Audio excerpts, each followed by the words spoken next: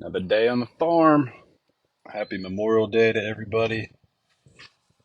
Thank you to our armed services, those who sacrificed their lives to us to even have this holiday. Um, I'm committed to going live every day and bringing some kind of message. So this message is not related to Memorial Day. Sorry, but it is a financial message. And it's something that I learned from this book that I'm reading right now. The book is called Beyond Blessed by Pastor Robert Morris, and it's a book about stewarding your money. And got to give him the credit for this because it's such a good analogy.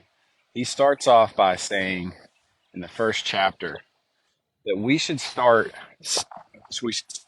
acting like we're owners of things and actually start acting like we're owners of nothing. And he gives this analogy of when a friend of his allowed him to stay at his lake house or beach house or something like that. And it was just this amazing place that he got to stay for free. And he talked about how his wife noticed that he was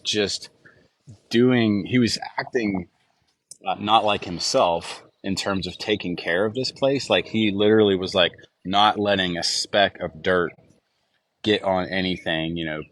If you pick up your glass and make a water stain, like wiping it up.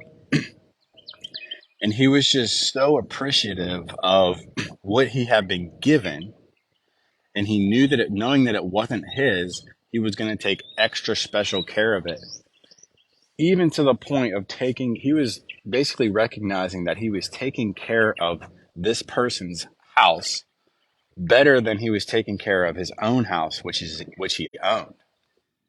And as I thought about that, I realized that I do that, and we all probably do that. We take a lot of the things that we have for granted. We leave messes around our house. We walk through, and do we pick up the trash that's on the road or in the driveway or sitting on the stuff that's sitting on the counter? Are we really treating it as if it's ours, or are we treating it better than that? And it just made me think about business, first of all, and think about how whenever we manage employees, a lot of times we coach our teams and we coach our managers to say, treat it like you own it. Treat it like you own it. And that made a lot of sense to me because if I own it, I'm going to take care of it. If I own it, I'm going to reap the rewards and the benefits of it, right? But this kind of flipped it and said, hey, don't act like you own it.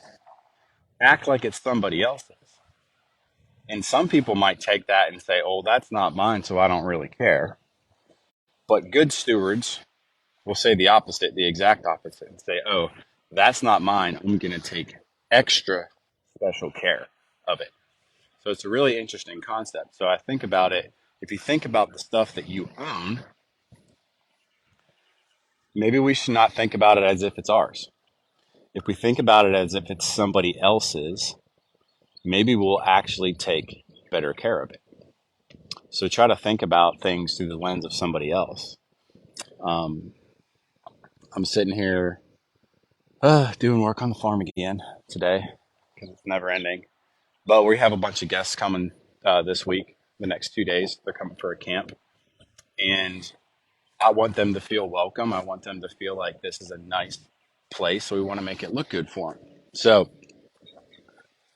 yes, I'm treating it that way because it's my own, but I'm also doing it for other people as well, so that they'll want to come back.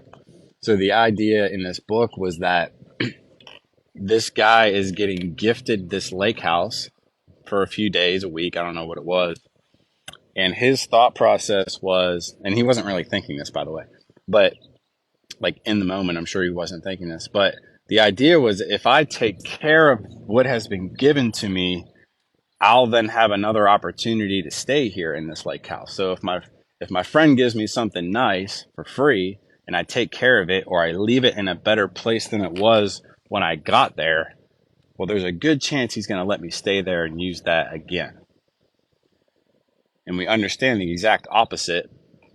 If you don't take care of it, if somebody gives you something to borrow, and you screw it up or you break it or you leave it in a mess, chances are you're not going to get another opportunity from that person for anything. So it just really made a lot of sense to me. And so it's interesting because the idea of ownership versus if you use the word tenant instead of borrower, um, that that strikes home with a lot of the people that I used to work with in the property management industry. So they might think a little bit differently about tenants. They might have a negative connotation towards tenants. Well, tenants mess things up because it's not theirs. And absolutely agree. And that's true. That does happen. However, think about the good tenants that you have. If you have a property, if you're an investor and you have a rental property and we've all had good tenants and bad tenants. If you have a good tenant, you're going to do everything that you can to keep that tenant in your house because not only are they paying you rent, they're taking care of the house. You know, the house is going to appreciate in value instead of depreciate in value. You're going to have to put less money into it because that person is taking care of it while they're in that place renting from you. So um, it really, I think, goes down to or comes down to the word stewardship is really the word. Stewardship means to take care of somebody else's estate, really is what it is. So this book is really teaching that, and I think in a really good fundamental way. So it just made me look at everything, not just money. So not just business. Think about your body. If you what does stewarding your body mean? It just means taking care of it. You know, it just means putting the right things in your body. It means exercising and treating your body as if it is something that's been given to you to use. Everybody has different body makeups and things like that, but you have to be aware. You have to be aware of what works and doesn't work for you inside of your body, so that you can use it properly, so that you can get off the couch and and do what you need to do. If I wasn't taking care of my body, I wouldn't be able to physically come out here and take care of my property as much as I need to. Think about your family. Think about your wife and kids. You know, if you treat your wife or you treat your kids like you own them, that's probably not very healthy way to look at your relationships. I don't think my wife wants to be owned. I don't think my kids want to be owned. Um, but if you think back to when you were dating your spouse, for example, or dating anybody, I mean, did you treat them like that? No, you probably treated them as if I want to go spend with this time with this person and make this person have an experience with me that they're going to want to come back and be with me again. And the same with your kids. It's a little bit different with your kids because you're trying to teach them things and teach them values and stuff like that. But you don't own your kids. You don't. You're being given them for a period of time to teach them to be ready for the world, not to own them and not to tell them what to do for their whole life. That doesn't really make a lot of sense. So what would you do differently if you looked at things as a tenant or a borrower instead of an owner? How would you treat things differently? If you looked at your possessions, what would you do differently if they weren't yours? If you looked inside of your car right now and your car was being returned to the owner today, would that person give that car back to you to borrow? How messy is your car inside? I always wanted to, when I was doing interviews for employees, I never did this, but I always wanted to ask them, hey, will you go out and show me the inside of your car? Because I wanted to see how messy it was. Because I always thought that told me something about that person. Um, and I get some people are neater than others, and if you're overly like a neat freak, that can be borderline compulsive and be a bad thing. But in general, do you take care of your stuff?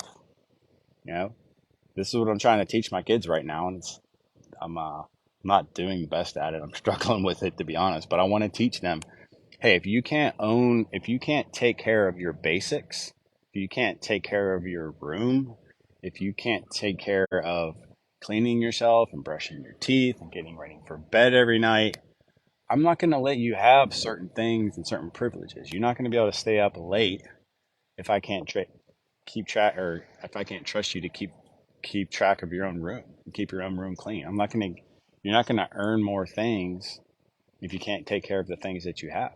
Same goes with food in a refrigerator. Like if I can't trust you not to go into the pantry and take something you shouldn't have, I'm not going to have that stuff in the house. So you have to learn good stewardship and learn how to treat things like they're not really yours.